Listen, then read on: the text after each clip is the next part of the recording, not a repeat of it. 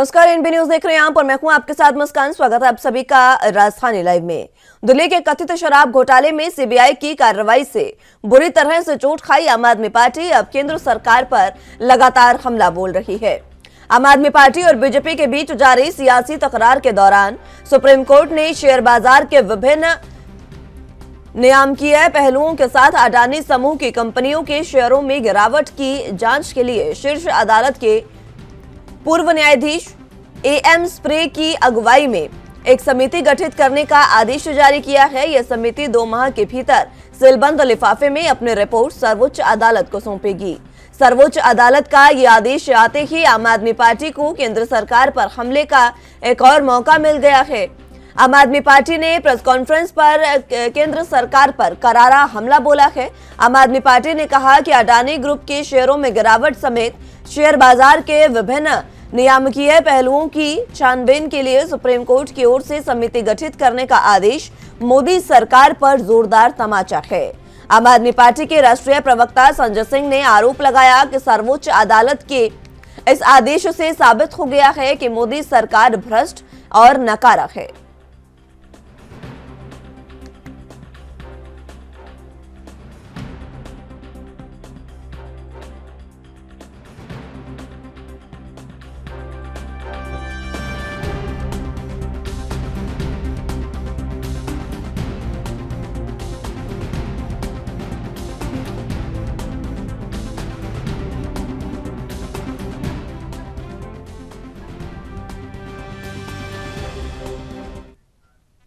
इस खबर पर ज्यादा जानकारी के लिए दिल्ली से संवाददाता राजीव तिवारी हमारे साथ मौजूद हैं।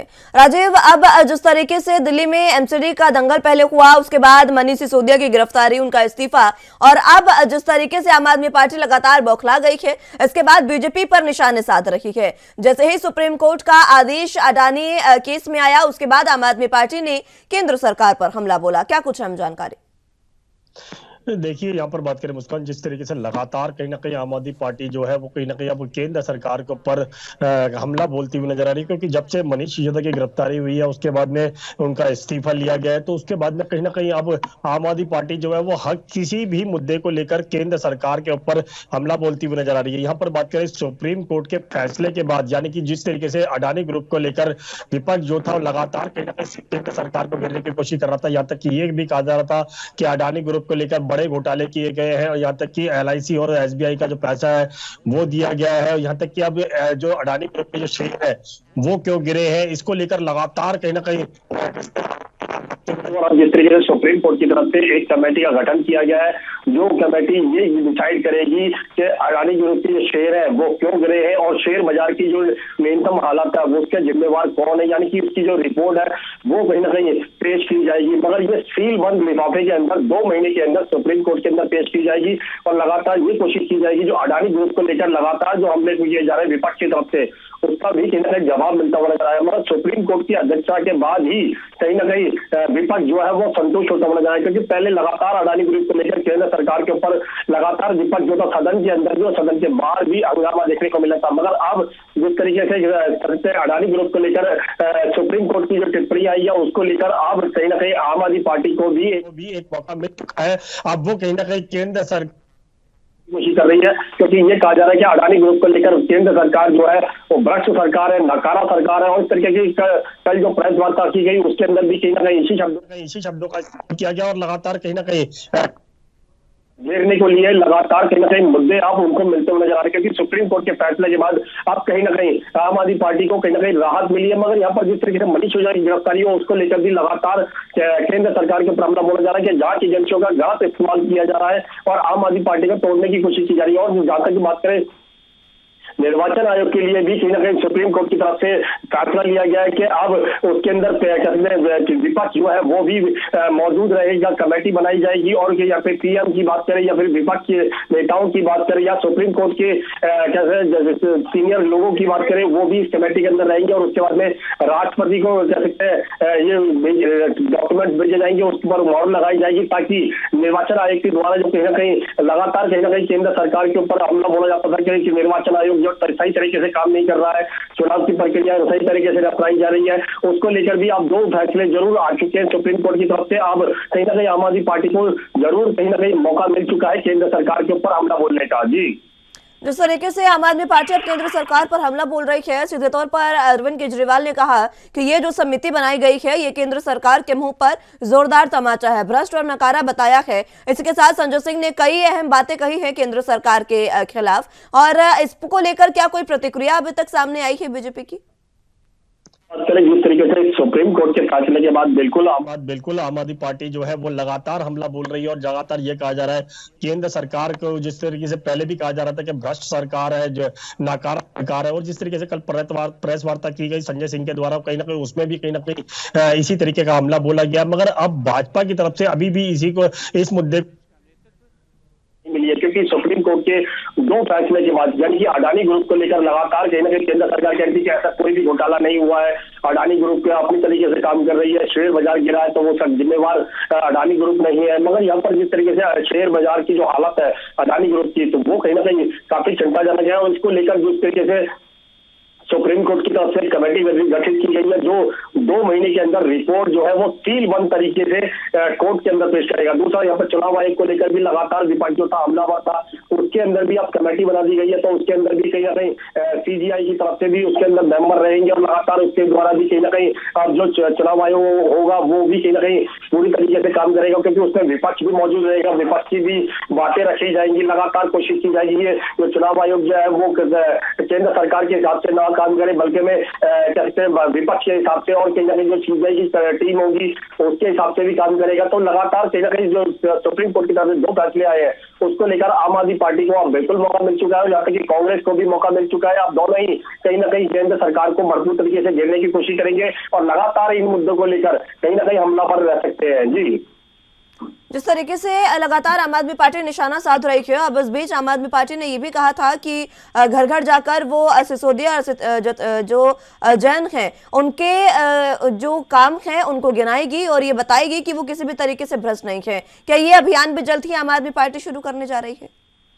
देखिए, यहाँ पर बात करें मनीष सिसोदिया की गिरफ्तारी के बाद कहीं ना कहीं आम आदमी पार्टी के ऊपर कहीं ना कहीं दबाव जरूर बनता हुआ नजर आता है, और आम आदमी पार्टी की तरफ से लगातार कहीं ना कहीं प्रदर्शन की बात करें या फिर अरविंद केजरीवाल या फिर संजय सिंह की तरफ से बात करें तो उनकी तरफ से भी लगातार आरोप लगाए जा रहे थे कि केंद्र सरकार जांच एजेंसियों का गलत इस्तेमाल कर रही है, झूठे केसों के अंदर मनीष सिसोदिया को गिरफ्तार किया गया है। और यहाँ तक कि जिस तरीके से पहले सत्येंद्र जैन की गिरफ्तारी हुई थी, उसके बाद मनीष सिसोदिया की गिरफ्तारी हुई, और उसके बाद में अब दोनों ही कैसे मंत्रियों ने अपना इस्तीफा दे चुके हैं। मगर यहाँ पर जिस तरीके से आम आदमी पार्टी जो है अब डोर टू डोर घर घर जाकर मनीष सिसोदिया के या फिर क्या है उनके द्वारा जो उनके नेताओं के द्वारा जो कार्य किए गए अब वो डोर टू डोर जाके उनको बताएंगे कि किस तरीके से आम आदमी पार्टी काम कर रही है, केंद्र सरकार किस तरीके से झूठे आरोप लगा रही है। और यहाँ तक कि अरविंद केजरीवाल की तरफ से बिल्कुल कहा गया कि जनता भी यही जानना चाहती है कि झूठे केस क्यों लगाए जा रहे हैं और आम आदमी पार्टी को तोड़ने की कोशिश क्यों की जा रही है, क्योंकि आम आदमी पार्टी जो है वो भ्रष्ट सरकार नहीं है, बल्कि वो उनके द्वारा किए गए स्कूलों के अंदर विकास कार्य बहुत सरल बताए जाते हैं, बहुत अच्छे बताए जाते हैं। मोहल्ला क्लिनिकों की बात करें तो उसके अंदर भी कहीं ना कहीं बड़ी सुविधाएं मिलती हुई नजर आ रही है। मगर यहाँ पर जिस तरीके से अब डोर टू डोर जाकर जो आम आदमी पार्टी के जो तमाम जो नेता है, विधायक है, निगम पार्षद है, सभी कहीं ना कहीं लोगों के घर जाएंगे और जाके लोगों को समझाएंगे कि हाँ आम आदमी पार्टी किस तरीके से कार्य कर रही है, भाजपा किस तरीके से झूठे केसों के तहत आम आदमी पार्टी को फंसाने की कोशिश कर रही है। इन तमाम मुद्दों को लेकर कहीं ना कहीं आम आदमी पार्टी जो है वो सड़कों पर उतरती हुई नजर आएगी। जी ठीक है राजीव, बहुत शुक्रिया आपका हमारे साथ जुड़ने के लिए और तमाम अहम जानकारी हम तक पहुंचाने के लिए।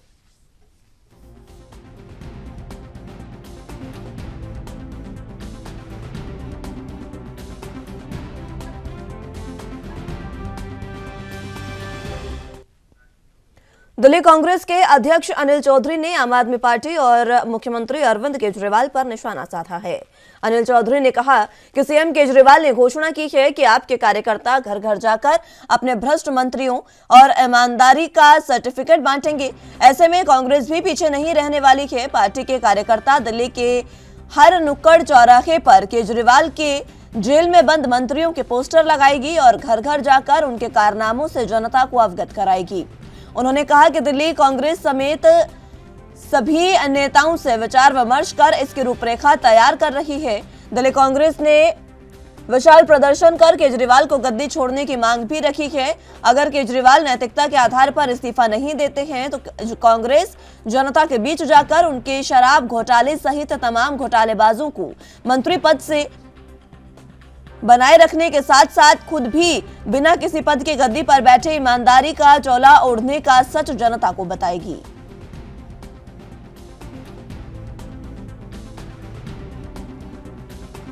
इस खबर पर ज्यादा जानकारी के लिए दिल्ली से संवाददाता शिवम पांडे हमारे साथ मौजूद हैं।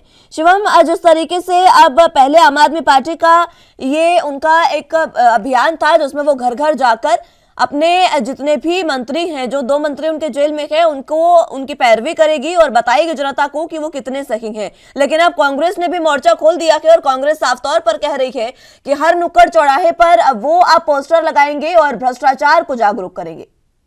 बिल्कुल जी, मैं आपको बताना चाहता हूँ कि कल अनिल कुमार ने साफ तौर पर कहा है कि अभी तक विकास के मुद्दे करने वाले थे, जो विकास करने वाले थे, जो घर घर लोगों को जाके जागरूक करने वाले थे, अब वो तो उनके 2 मंत्री जेल में गए हैं। और साफ तौर से अनिल कुमार ने अरविंद केजरीवाल पर और बीजेपी पर कहीं ना कहीं तंज कसा है। उन्होंने कहा है कि इससे पहले बीजेपी करती थी, बीजेपी 15 साल से एमपीडी में सत्ता में रही, लेकिन उन्होंने कुछ नहीं कर पाया। इस बार अरविंद केजरीवाल के 2 मंत्री थे, वो भी विकास के दावे करते थे शिक्षा और शराब को लेकर, लेकिन वो भी नहीं कर पाए। कहीं ना कहीं अनिल कुमार जी उन्होंने अपना शीला दीक्षित का पूरा विवरण रखा कि शीला दीक्षित ने जो दिल्ली के अंदर का विकास किया है वो कहीं ना कहीं दिल्ली की जनता नहीं भूल सकती है। और उसके साथ ही साथ हम बात कर ले अरविंद केजरीवाल पे या बीजेपी पर, तो अनिल कुमार ने तंज बहुत तगड़ा कसा है कि जितने भी मंत्री जेल गए हैं उनका कहीं ना कहीं जनता के बीच में चेहरा आना चाहिए, उनको जगह जगह पोस्टर लगवाना चाहिए, नुक्कड़ नाटक करना चाहिए कि दिल्ली को जो विकास करने वाले लोग थे वो जेल के अंदर है। लेकिन इस सबको देखते हुए अरविंद केजरीवाल कहीं ना कहीं हार नहीं माने मुस्कान जी। उन्होंने अपने 2 नए मंत्रियों को तैयार करके, आशीष सिंह और सौरभ भारद्वाज को तैयार करके फिर से आ रहे हैं। उन्होंने साफ तौर से कहा कि दिल्ली का जो विकास के हमने वादे किए तो उसको पूरा करेंगे। हमारे कितने मंत्री बीजेपी ईडी या सीबीआई जेल में डालेंगे, लेकिन हम जो विकास के वादे किए हैं ये तो अरविंद केजरीवाल की टीम लगातार विकास करती रहेगी मुस्कान जी। जिस तरीके से शिवम, ये कांग्रेस ने अब कहा है कि वो हर घर जाकर ये बताएगी कि दोनों मंत्री कितने भ्रष्ट हैं, उनके भ्रष्टाचार को उजागर करेगी। कांग्रेस की ये इस अभियान को लेकर क्या रूपरेखा है? बिल्कुल आपने सही कहा कि चौधरी अनिल कुमार ने साफ तौर से कहा है कि ये जो 2 मंत्री गए हैं, जो भ्रष्ट मंत्री हैं, इनको जगह जगह लोगों को जाके जागरूक करें, क्योंकि कांग्रेस अभी तो पूरा इसका तैयार कर रही है कि कितने लोग को किस टीम में जाना हो, कितने क्षेत्र में जाना हो, पूरा कांग्रेस तैयार कर रही है, खाका तैयार कर रही है। और साथ ही साथ बात कर ले कि जो इनके 2 मंत्री हैं, शिक्षा मंत्री और स्वास्थ्य मंत्री जो गए हुए हैं जेल, उनको कहीं ना कहीं उजागर करने की कोशिश कर रही है कांग्रेस लगातार। कांग्रेस ने यह भी कहा कि इससे पहले हमने एलजी साहब को और कई बार कोर्ट में भी दलीलें दी कि दिल्ली के अंदर जो दिल्ली की जनता है उनसे सौतेला व्यवहार किया जा रहा है, विकास नहीं किया जा रहा है। ये सबको देखते हुए अनिल कुमार ने कई बार दिल्ली के एलजी को और कई बार सीबीआई हेडक्वार्टर को भी लेटर लिखा। अब ये दोनों मंत्री जेल जाने के बाद चौधरी अनिल कुमार ने साफ तौर से कहा है कि अब इनको जनता के बीच में आना चाहिए। जो विकास के वादे करने वाले थे उनका विकास, वो उन्होंने जनता का विकास नहीं किया। लेकिन हम बात कर ले अरविंद केजरीवाल अब भी हार मारने की पूरी कोशिश नहीं कर रहे। उन्होंने कहा है कि जेल कितने मंत्रियों को डाला जाएगा इसको लेकर सीबीआई और ईडी लगातार काम करते रहे, लेकिन हमारे यहाँ हमारे जो मंत्री हैं लगातार विकास करते रहेंगे, जनता के बीच में जाएंगे, विकास करेंगे। पूरी इन सब वादों को तहत अरविंद केजरीवाल ने अपनी बात रखी थी मुस्कान जी। कांग्रेस जिस तरीके से ये अभियान चलाने जा रही है, कब से ये अभियान शुरुआत होगी, क्या इसको लेकर कोई जानकारी मिल पाई है? क्योंकि जिस तरीके से अनिल चौधरी ने साफ कहा कि अब जल्द ही कांग्रेस ये अभियान चलाएगी और आम आदमी पार्टी की पोल खोलेगी, तो क्या इसको लेकर कांग्रेस की कोई रूपरेखा अभी तक तैयार हो पाई है? कब से ये अभियान शुरू होगा? मुस्कान जी, कल मीडिया के साथ रूबरू होते हुए चौधरी अनिल कुमार ने अपना बयान रखा। उन्होंने कहा कि जल्द ही इस पे हम चर्चा करेंगे। जो हमारे निचले स्तर से कार्यकर्ता है, जो वरिष्ठ और बड़े नेता हैं, उनसे हम बात करेंगे और जल्द इस पे चर्चा करेंगे। आने की जो रूपरेखा होगी मीडिया के माध्यम से हम रूबरू करवाएंगे, सभी को रूबरू करवाएंगे। लेकिन इसको लेकर जो चौधरी अनिल कुमार ने साफ तौर से कहा है कि जो भ्रष्टाचार आने वाले और मंत्री जिसके भ्रष्टाचार में लिप्त है उनको जल्द से जल्द इस्तीफा देना चाहिए। और दिल्ली की जनता का जो विकास की बात कर रहे हैं वो दिल्ली की जनता का विकास होना चाहिए मुस्कान। शिवम, जिस तरीके से अब कांग्रेस ये अभियान शुरू करने जा रही है, इसको लेकर आम आदमी पार्टी का क्या कुछ कहना है? आम आदमी पार्टी पहले ही अपना अभियान शुरू कर रही थी, लेकिन अब कांग्रेस बीच में आकर उनके खिलाफ ये अभियान चला रही है, इसको लेकर आम आदमी पार्टी का क्या कहना है? बिल्कुल आपने सही कहा कि आम आदमी पार्टी के आम आदमी पार्टी का पक्ष रखते हुए संजय सिंह ने साफ तौर से कहा है कि ईडी और सीबीआई केवल क्या आम आदमी पार्टी के लिए बना है, कांग्रेस के लिए क्यों नहीं बना। उन्होंने भी अपना पक्ष रखा है। इन सबको देखते हुए आम आदमी पार्टी भी पक्ष रखी। आम आदमी पार्टी ने कहा कि देखिए कहीं ना कहीं जांच का विषय है, सीबीआई जांच कर रही है, जांच के बाद जो कुछ निर्णय आएगा उसके बाद हम उसका फैसला लेंगे। लेकिन अभी तक अगर हमारे मंत्री जेल गए तो हमने साहब इस्तीफा लिया, और जो हमारे 2 नए मंत्री आने वाले जो दिल्ली का विकास की तैयारी कर रहे हैं, 2 हमारे नए मंत्री आएंगे। लेकिन उन्होंने साफ तौर से आम आदमी पार्टी ने कहा कि इन्होंने कितने मंत्रियों को जेल डालेंगे। लेकिन कहीं हम बात कर ले कहीं ना कहीं की कांग्रेस की, तो कांग्रेस उन्होंने साफ तौर से कहा है कि कांग्रेस। ठीक है शिवम, बहुत शुक्रिया आपका हमारे साथ जुड़ने के लिए और तमाम अहम जानकारी हम तक पहुंचाने के लिए।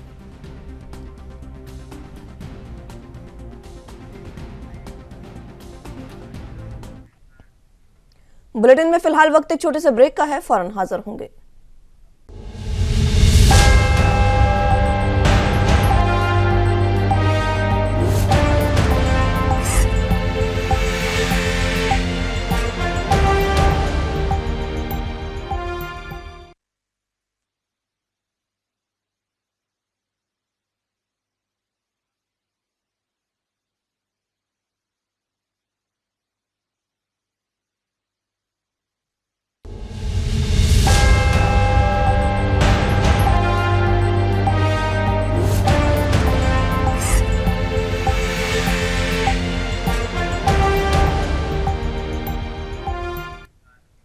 ब्रेक के बाद एक बार फिर से स्वागत है आप सभी का। तो अगले ही अहम खबरों की ओर रुख करते हैं।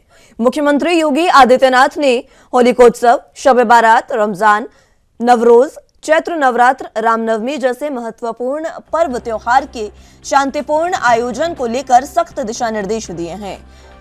शासन के वरिष्ठ अधिकारियों के साथ साथ जिला, रेंज जोन और मंडल स्तर पर तैनात अधिकारी के साथ वर्चुअल बैठक में मुख्यमंत्री ने स्पष्ट कहा कि पर्व त्योहार में शासन द्वारा सभी जरूरी सुविधाएं उपलब्ध करवाई जाएं। मुख्यमंत्री ने कहा कि धार्मिक परंपरा और आस्था का सम्मान करें, लेकिन अराजकता स्वीकार नहीं की जाएगी। आयोजकों को अनुमति देने से पूर्व उनसे शांति और सौहार्द सुनिश्चित करने के संबंध में शपथ पत्र लिया जाए। मुख्यमंत्री योगी ने कहा कि पिछले 6 वर्षों में प्रदेश में सभी धर्म संप्रदाय के पर्व त्योहारों के आयोजन शांति और सौहार्दपूर्ण माहौल में हुए हैं। इस क्रम में आगे भी बनाए रखना चाहिए। सभी पर्व शांति और खुशहाली के बीच संपन्न हो, इसके लिए स्थानीय जरूरतों को देखते हुए सभी जरूरी प्रयास किए जाएं।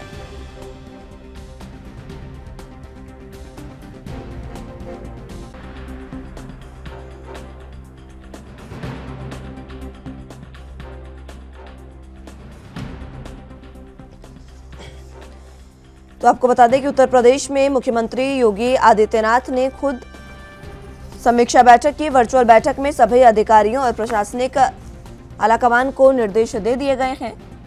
मुख्यमंत्री योगी आदित्यनाथ की ओर से तैनात अधिकारियों के साथ वर्चुअल बैठक में यह स्पष्ट कहा गया कि पर्व त्योहार में शासन द्वारा सभी जरूरी सुविधाएं उपलब्ध करवाई जाएं। मुख्यमंत्री ने कहा कि धार्मिक परंपरा, आस्था का सम्मान करें, लेकिन अराजकता को बिल्कुल भी स्वीकार नहीं किया जा सकता। उन्होंने कहा कि पिछले 6 सालों में प्रदेश में जो भी आयोजन हुए हैं, चाहे किसी भी धर्म संप्रदाय से जुड़े हों, उनका शांतिपूर्ण तरीके से आयोजन किया गया है और शांतिपूर्ण तरीके से वो त्योहार समाप्त भी हुए हैं। तो इसी तरीके से इस बार भी शांति और सौहार्दपूर्ण माहौल में सभी जो त्योहार हैं उनको मनाया जाए, उनका आयोजन करवाया जाए और किसी भी तरीके से अराजकता को बर्दाश्त नहीं किया जाएगा।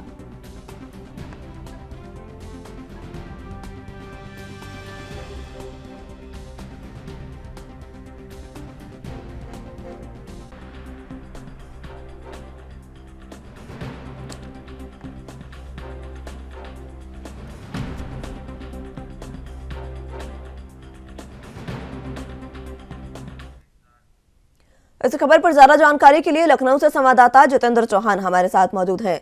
जितेंद्र, जिस तरीके से त्योहारों का अब समय आ गया है और जल्द ही होली है, रमजान है, तमाम त्योहार जो हैं सभी संप्रदाय के आने जा रहे हैं, ऐसे में अब सीएम योगी आदित्यनाथ ने सभी अधिकारियों को निर्देश दिए हैं और शांतिपूर्ण तरीके से ये जो त्योहार है वो संपन्न कराने के लिए कहा है।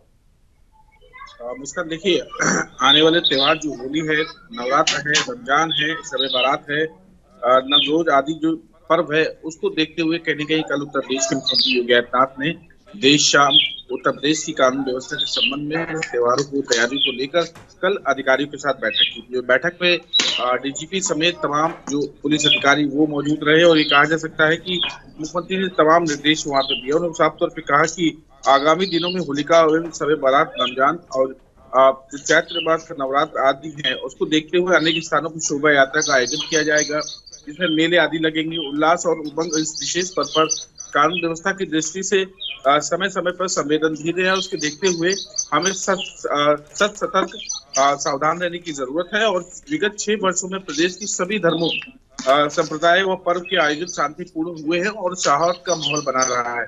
इसको देखते हुए लगातार जो व्यवस्थाएं जो कानून व्यवस्था के बजाय 6 वर्षों में रही, उसी व्यवस्था पे कहीं ना कहीं शांतिपूर्ण ढंग से त्योहारों को पूरा करने का काम किया जाए। पर्व के शासन द्वारा सभी जरूरी सुविधाएं उपलब्ध कराई जाए, साथ ही साथ धार्मिक परंपरागत आस्था को सम्मान दे, किंतु अराजक तत्व जो स्वीकार नहीं किए जाएंगे। और साफ तौर पे कहा जाता है कोई भी हुड़दंग करता है या कोई भी उस तरह से काम करता है उसको स्वीकार नहीं किया जाएगा। साथ ही साथ आयोजन की को अनुमति देने से पूर्व उसकी शांति और सौहार्द सुनिश्चित किया जाए कि अगर आयोजन किस प्रकार का है, इन सबको जानने की कोशिश किया है किस प्रकार का आयोजन है। साथ ही साथ ये कहा जा सकता है कि सभी पर्व शांति सौहार्द के बीच संपन्न हो, इसलिए स्थानीय जरूरत को देखते हुए सभी जरूरी प्रयास किए जाए। शरारत पूर्ण बयान जारी करने के साथ साथ जीरो टॉलरेंस की नीति के साथ साथ कड़ाई से पेश आने का काम किया जाए। साथ ही माहौल खराब करने वाले को जो कोशिश करते हैं उन अराजक तत्वों के खिलाफ जीरो टॉलरेंस की नीति के अनुसार पूरी कठोरता से कहीं न कहीं काम करने का काम करें। होली का मौके पर बिल्कुल भी शरारती तत्वों को बर्दाश्त नहीं किया जाएगा। संप्रदाय के लोगों को अनावश्यक उत्तेजित करने की, उत्साहित करने की कोशिश अगर कोई करता है तो उसे चिन्हित करते हुए अतिरिक्त पुलिस बल की तैनाती की जाए। साथ ही पुलिस बल पेट्रोलिंग जरूर करे, PRV 112 एक्टिव रहे, सोशल मीडिया पर अलर्ट रहे और साथ ही साथ थाना, सर्किल, जिला, रेंज, मंडल स्तर पर वरिष्ठ अधिकारीगण अपने अपने क्षेत्रों में धर्मगुरु के साथ, प्रतिष्ठा जनों के साथ वो कहीं न कहीं संवाद करें, लोगों को सकारात्मक संदेश जारी करने का काम करें। साथ ही पीस पार्टी की बैठक करें सभी अधिकारी और शांति सौहार्द से मीडिया का सहयोग मिले। तो इस तरह के तमाम निर्देश दिए। उत्तर प्रदेश के मुख्यमंत्री योगी आदित्यनाथ का साफ संदेश है कि जो भी त्योहार आने वाले हैं उन त्योहारों को देखते हुए पूरी तरह से कानून व्यवस्था सुनिश्चित रहनी चाहिए। जो कठोर कार्रवाई का, अगर कोई शरारती तत्व इस तरह का सामने आता है, कोई बयानबाजी करता है, किसी को उत्तेजित करने का काम किया जाए तो उसके खिलाफ जीरो टॉलरेंस की नीति से कहीं न कहीं उसके खिलाफ कठोर से कठोर कार्रवाई करने का काम किया जाए। और किसी भी अराजक तत्व को बर्दाश्त नहीं किया जाएगा, क्योंकि होली का उत्सव में अक्सर देखने को मिलता है कि लड़के बाइक्स पे या कार पे हुड़दंग करते नजर आते हैं। ठीक है जितेंद्र, बहुत शुक्रिया आपका हमारे साथ जुड़ने के लिए और तमाम अहम जानकारी हम तक पहुंचाने के लिए।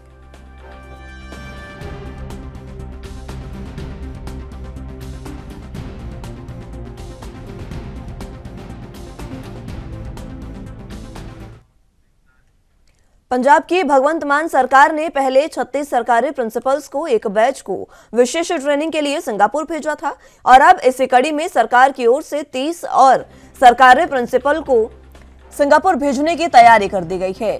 पंजाब के शिक्षा मंत्री हरजोत सिंह बैंस ने जानकारी देते हुए बताया कि राज्य के भिन्न भिन्न सरकारी स्कूलों के 30 और प्रिंसिपल सिंगापुर भेजे जा रहे हैं। बैंस ने बताया कि पंजाब की सरकारी स्कूली शिक्षा को विश्व स्तरीय बनाना है और इसलिए अब 30 और सरकारी प्रिंसिपलों को दूसरे बैच को सिंगापुर रवाना किया जाएगा। 4 मार्च को ये सिंगापुर जाएंगे। सिंगापुर के इस बैच का ट्रेनिंग सेशन 11 मार्च तक होगा। मालूम रहे कि इससे पहले पंजाब के 36 सरकारी प्रिंसिपल्स का पहला बैच 4 फरवरी को सिंगापुर भेजा गया था। सिंगापुर पहुंचने के बाद प्रिंसिपल्स की 6 फरवरी से ट्रेनिंग शुरू हुई थी और 10 फरवरी तक चली और 11 फरवरी को प्रिंसिपल पंजाब वापस लौटे थे।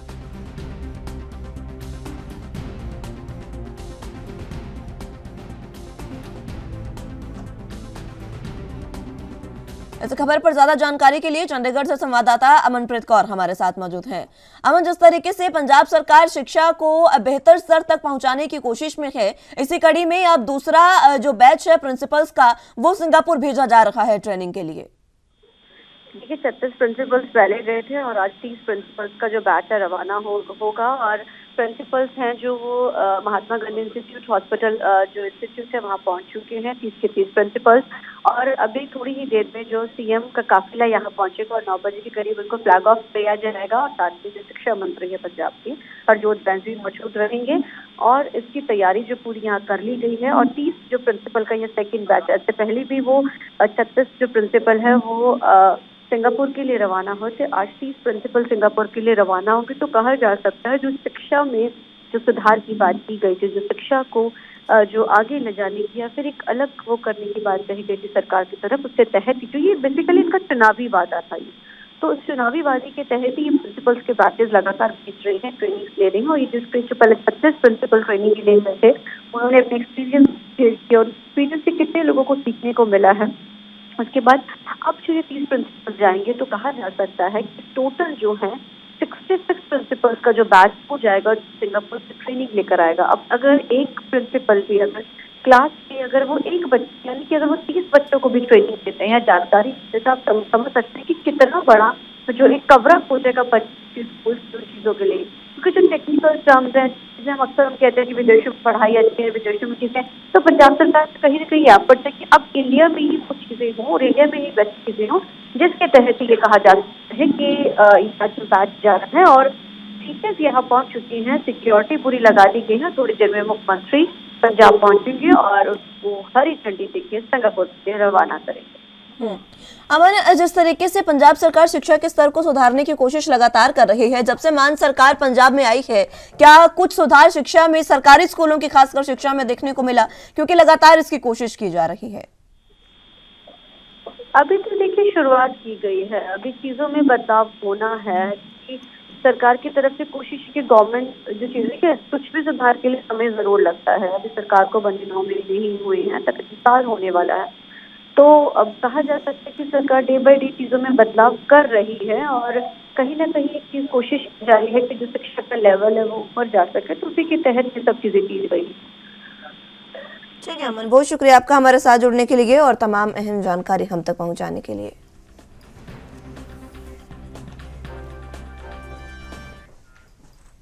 बुलेटिन में फिलहाल वक्त एक छोटे से ब्रेक का है, फौरन हाजिर होंगे।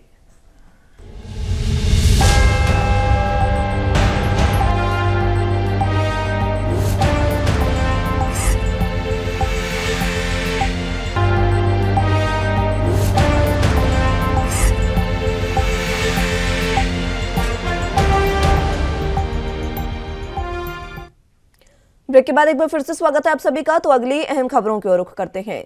शरद पवार को यूं ही राजनीति का चाणक्य नहीं कहा जाता। पूर्वोत्तर के 3 राज्यों में चुनाव हुए, त्रिपुरा, मेघालय और नागालैंड। इनमें से नागालैंड विधानसभा चुनाव के नतीजों में शरद पवार की नेशनलिस्ट कांग्रेस पार्टी ने एक्सपर्ट्स को हैरान कर दिया है। चुनाव आयोग की वेबसाइट पर मिल रहे रुझानों और नतीजों को देखें तो एनसीपी का मुख्य विपक्षी पार्टी बनना तय है, जहां एक और बीजेपी और एनडीपी अलायंस ने यहां बहुमत हासिल कर लिया है। तो वहीं दूसरी ओर शरद पवार की एनसीपी 6 सीटों पर जीत चुकी है और एक पर उनके कैंडिडेट जो है वो भी लगातार आगे चल रहे थे, उसके बाद उन्होंने जीत हासिल की। वोटों की हिस्सेदारी की बात अगर की जाए तो इसमें भी एनसीपी तीसरे नंबर पर रही। एनडीपी को सबसे ज्यादा 32.2% और उसके बाद बीजेपी को 18.9% वोट हासिल हुए।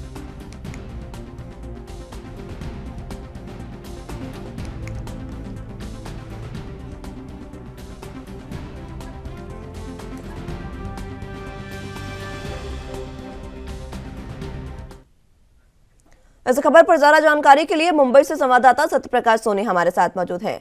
सत्यप्रकाश, जिस तरीके से महाराष्ट्र की अगर बात करें तो यहाँ शरद पवार को चाणक्य कहा जाता है राजनीति का, लेकिन अब उनकी इस पार्टी ने पूर्वोत्तर में भी कमाल कर दिखाया है।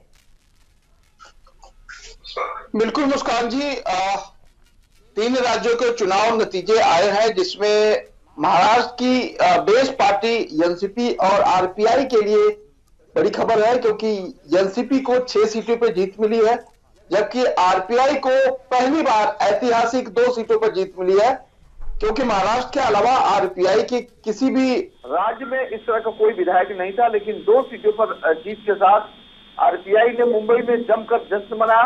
खासकर एनसीपी प्रमुख शरद पवार के नेतृत्व वाली पार्टी को भी 6 सीटें मिली है, जिसमें न सिर्फ 6 सीटें मिली है बल्कि दूसरे पायदान पर वोट बैंक की लिहाजे से भी देखा जा रहा है कि क्योंकि 9.7% वोट एनसीपी के मिले हैं, जबकि भारतीय जनता पार्टी के 18.3% वोट मिले हैं और वहां की लोकल जो पार्टी है उन्हें 27.8% वोट मिले हैं। तो देखा जाए तो अगर बाहर की पार्टियों के दम पे देखा जाए तो एनसीपी को दूसरे नंबर पर रखा गया है, यानी कि विपक्ष दल का यह मजबूत एजेंडा एनसीपी तय कर सकती है, एनसीपी की डिमांड हो सकती है।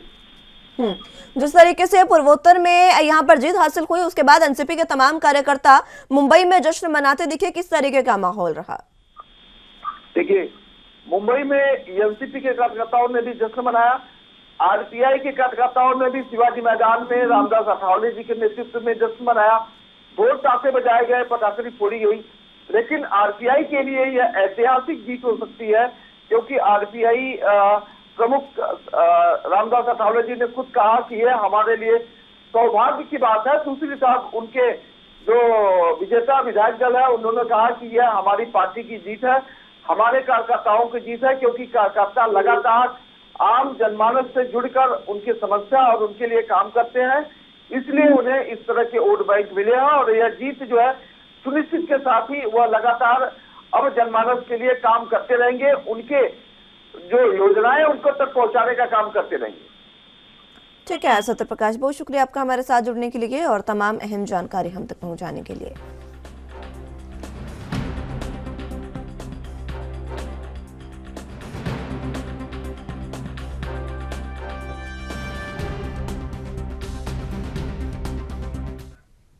चारधाम यात्रा को लेकर इस बार स्वास्थ्य व्यवस्थाएं और बेहतर करने का दावा स्वास्थ्य मंत्री डॉक्टर धन सिंह रावत कर रहे हैं।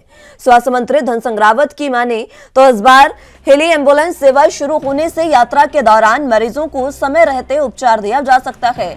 स्वास्थ्य मंत्री डॉक्टर धन सिंह रावत ने कहा कि चारधाम यात्रा के दौरान इस बार यात्रा मार्गों पर मेडिकल कॉलेजों की फैकल्टी को भी तैनाती कर दी जाएगी, जिससे से ज्यादा स्वास्थ्य सेवाएं यात्रा के दौरान उपलब्ध हो सकें।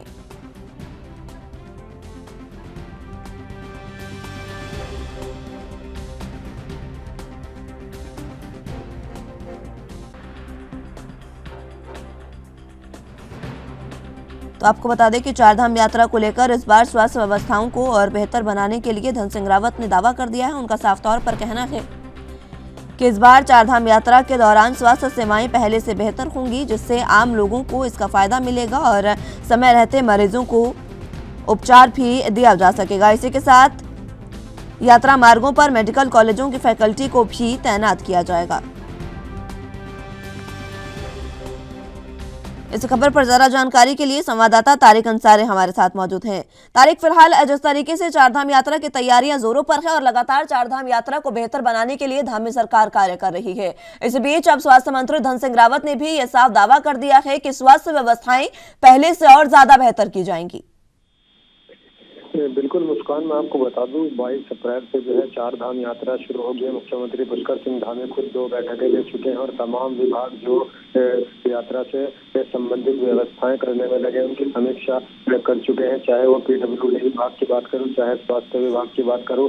इसी क्रम में जो धन सिंह रावत है प्रदेश के स्वास्थ्य मंत्री, उनका साफ तौर पर यह बयान आया है कि जिस तरीके से पिछले साल अव्यवस्थाएं फैली थी, इस साल बिल्कुल भी अव्यवस्थाएं फैलने नहीं दिया जाएगा। धन सिंह रावत ने बताया कि केंद्र सरकार से एयर एम्बुलेंस की मांग की गई थी, तो केंद्र सरकार ने वो मांग भी जो है पूरी कर दी है और इस बार चारधाम यात्रा में एयर एम्बुलेंस लगाई जाएंगी, जो ऋषिकेश केंद्र और राज्य सरकार के संयुक्त रूप से काम करेंगे। इससे ये होगा, फायदा ये होगा कि जो लोग ऊंचे पहाड़ों पर जाते हैं वहाँ पर जो है एम्बुलेंस नहीं मिल पाती है, रास्ते उबड़ खाबड़ होता है, एम्बुलेंस नहीं चल पाती है, उन्हें एयर एम्बुलेंस के माध्यम से एयरलिफ्ट किया जाएगा और स्वास्थ्य सेवाएं कहीं से कहीं तक जो है बेहतर की जाएंगी और तमाम जो वहाँ पर तीर्थ यात्री आएंगे उन्हें बेहतर स्वास्थ्य सुविधाएं दी जाएंगी। धन सिंह रावत के मुताबिक उन्होंने ये भी बताया कि हर 1 किलोमीटर पर जो है स्वास्थ्य शिविर लगाए जाएंगे। इसके अलावा जो ऑक्सीजन सिलेंडर है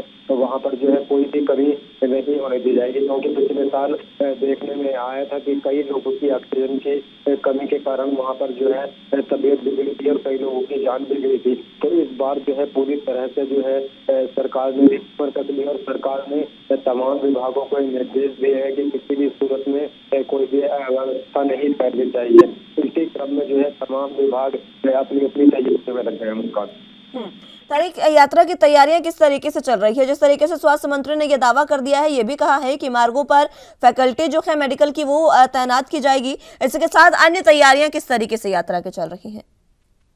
बिल्कुल, पिछले साल की मैं बात करूं तो पिछले साल की स्थिति देखकर सरकार फूंक फूंक कर कदम रख रही है। स्वास्थ्य विभाग की मैं बात करूं तो पिछले साल देखने में ये आया था कि वहां पर डॉक्टरों की कमी पाई गई थी, जिनके चलते जो है स्वास्थ्य मंत्री ने डिसीजन लिया है कि इस बार जो कॉलेज फैकल्टी पढ़ाती है, जो स्टूडेंट्स मेडिकल की पढ़ाई करते हैं, उनको जो लोग पढ़ाते हैं उनको भी जो है वहाँ पर व्यवस्था में लगाया जाएगा ताकि वहाँ पर डॉक्टरों की कमी ना हो सके।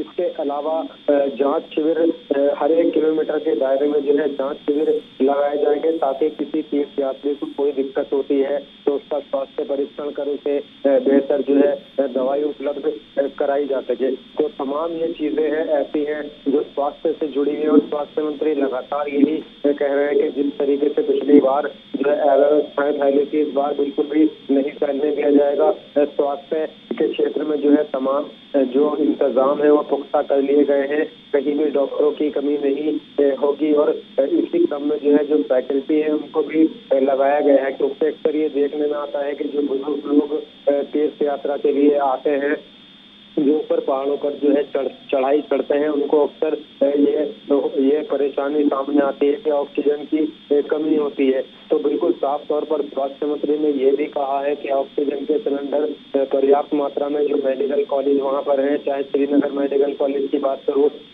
या अन्य स्वास्थ्य जो वहाँ पर केंद्र है, वहाँ पर पूरे जो ऑक्सीजन सिलेंडर है वहाँ पर तैनात किए जाएंगे ताकि किसी भी यात्री को ऑक्सीजन की कमी ना हो, किसी भी बुजुर्ग व्यक्ति को ऑक्सीजन की कमी ना हो और कोई भी बीमार व्यक्ति की जान ना जाए। तो स्वास्थ्य विभाग ने पूरी अपनी तैयारियां कर ली है और 4 धाम यात्रा को लेकर, और स्वास्थ्य विभाग का बिल्कुल साफ तौर पर यही कहना है कि स्वास्थ्य विभाग की तैयारियां पूरी है और हमारी तरफ से जो कमियां वहाँ पर पाई गई है उन्हें पूरा किया जा रहा है। मुस्कान, ठीक है तारिक, बहुत शुक्रिया आपका हमारे साथ जुड़ने के लिए और तमाम अहम जानकारी हम तक पहुंचाने के लिए।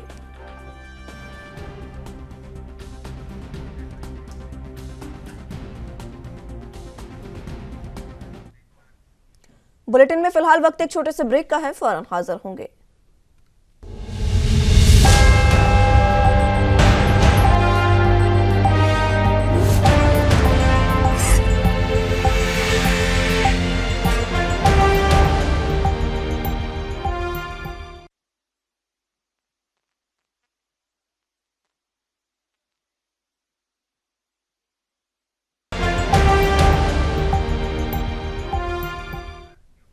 ब्रेक के बाद एक बार फिर से स्वागत है आप सभी का। तो अगली अहम खबरों की ओर रुख करते हैं। छत्तीसगढ़ विधानसभा सत्र के दूसरे दिन गुरुवार को बस्तर में बीजेपी कार्यकर्ताओं की हत्या और धर्मांतरण को लेकर पूरे दिन हंगामा मचता रहा। इस दौरान मुख्यमंत्री और वित्त विभाग के भारसाधक मंत्री भूपेश बघेल ने 114 करोड़ का तीसरा अनुपूरक बजट पेश किया। वहीं प्रश्नकाल के दौरान विपक्ष ने जल जीवन मिशन के अंतर्गत किए गए कार्यों और भुगतान का मामला उठाया। चर्चा के दौरान पूर्व नेता प्रतिपक्ष धर्मलाल कौशिक ने कहा कि प्रदेश भ्रष्टाचार का गढ़ बन चुका है। कौशिक के बयान पर सत्तापक्ष के मंत्री और विधायक बफर पड़े। सत्तापक्ष से तीखी बहस के बीच पीएचई मंत्री के जवाब से असंतुष्ट विपक्ष ने वॉकआउट किया। जल जीवन मिशन में बिलासपुर में हुए गड़बड़ियों के सवाल पर मंत्री गुरुरुद्र ने कहा कि संबंधित अफसर पर कार्रवाई की गई है। शिवरतन शर्मा ने कहा कि अफसर को निलंबित कर देना पर्याप्त नहीं है, एफआईआर करेंगे क्या? जवाब में गुरुरुद्र ने कहा कि सस्पेंड कर दिया गया है, आगे जांच चल रही है।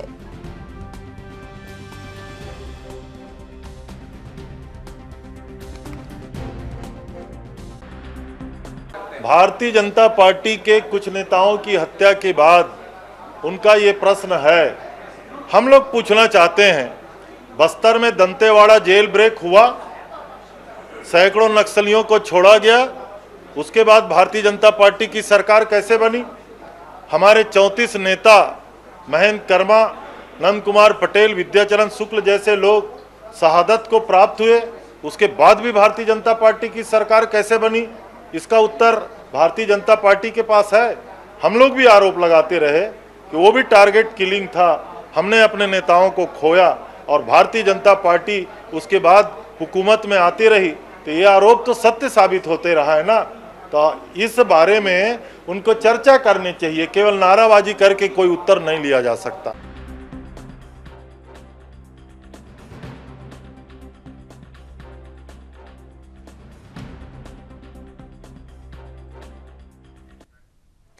इस खबर पर ज्यादा जानकारी के लिए रायपुर से संवाददाता ज्वदास मानिकपुरी हमारे साथ मौजूद हैं। ज्वदास, विधानसभा सत्र के दूसरे दिन काफी हंगामा हुआ और जो अहम मुद्दा वो रखा, बीजेपी के जो नेता हैं उनकी हत्या का, कार्यकर्ताओं की हत्या का मुद्दा यहां पर जमकर उठा।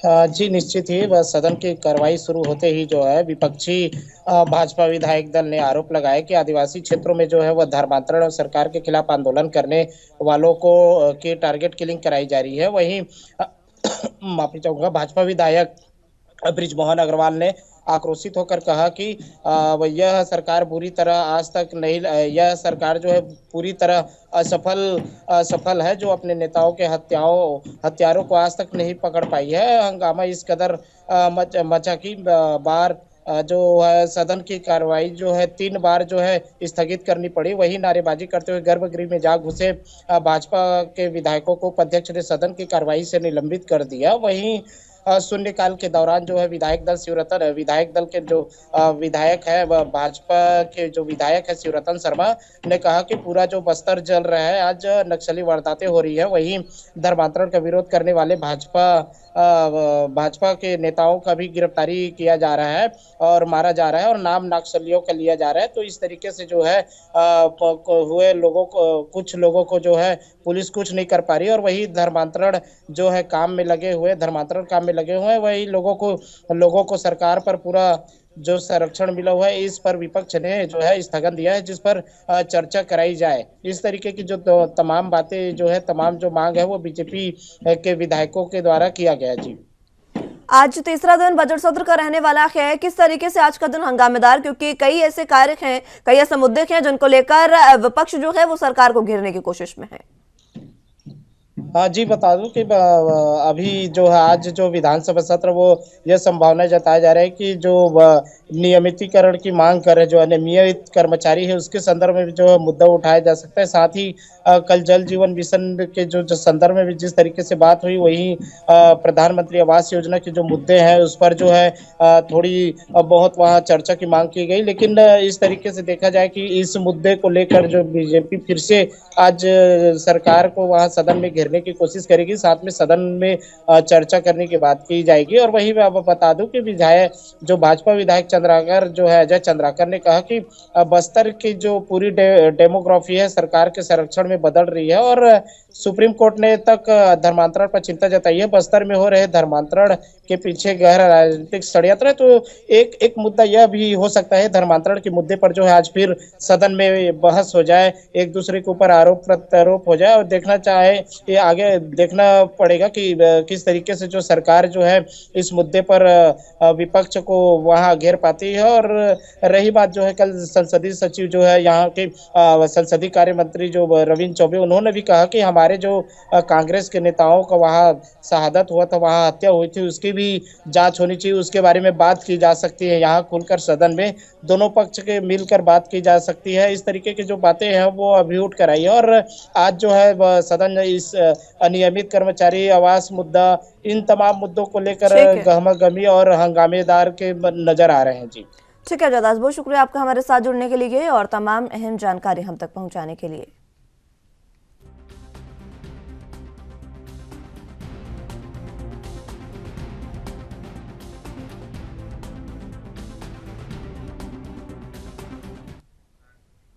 कंधार हाईजैक के बदले छोड़े गए मौलाना मसूद अजहर के साथी कुख्यात आतंकी मुश्ताक अहमद जरगर उर्फ लटरम की इस समय जो पाकिस्तान में है, उसके कश्मीर में नोहटा के स्थित उसके घर को एनआईए ने सीज कर दिया है। लटरम इस समय पाकिस्तान में है और पाकिस्तानी खुफिया एजेंसी आईएसआई के लिए लगातार कार्य कर रहा है। लटरम को 1992 में गिरफ्तार किया गया था और जम्मू की कोट भलवाल जेल में बंद था। उस समय अल मुजाहिदीन का टॉप कमांडर था और कंधार हाईजैक के बदले जब मसूद अजहर को छोड़ा गया तो उसके साथ लटरम को भी छोड़ा गया था। उस समय से पाकिस्तान चला गया था और तभी से वहीं पर बैठकर आतंकवादी गतिविधियों को अंजाम दे रहा है। केंद्र सरकार लगातार आतंकियों की प्रॉपर्टी को सीज कर रही है और इस मुहिम के तहत लटरम के घर को भी सीज कर दिया गया।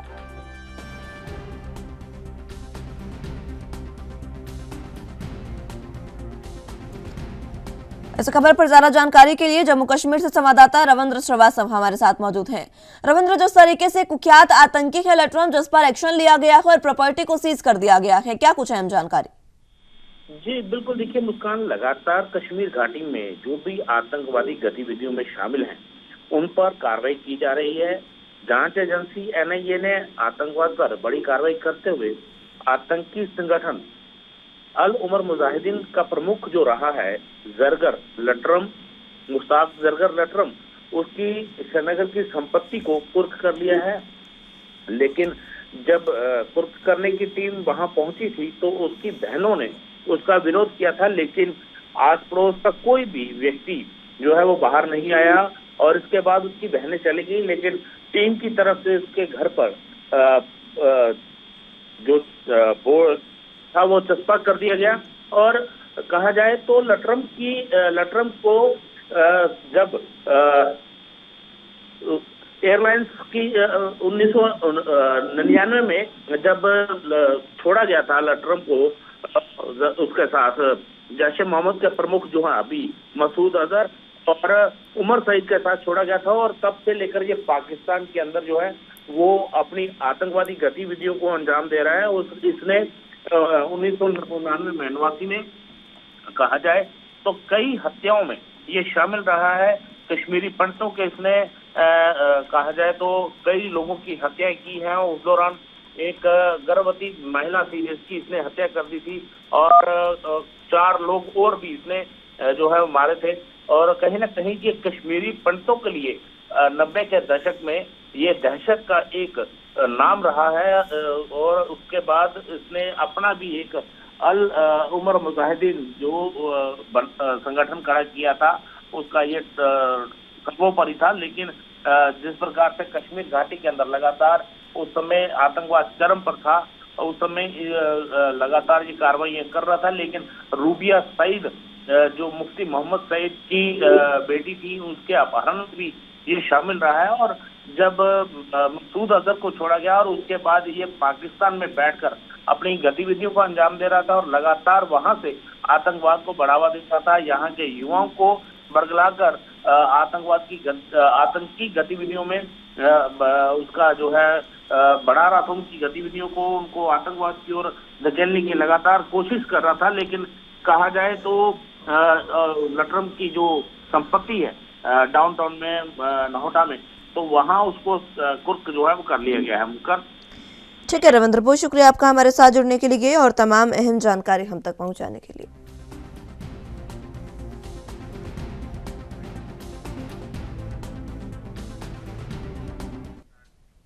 फिलहाल के लिए राजधानी लाइव में मेरे साथ बस इतना ही। तमाम अहम खबरों के लिए आप देखते रहिए ANB न्यूज। नमस्कार।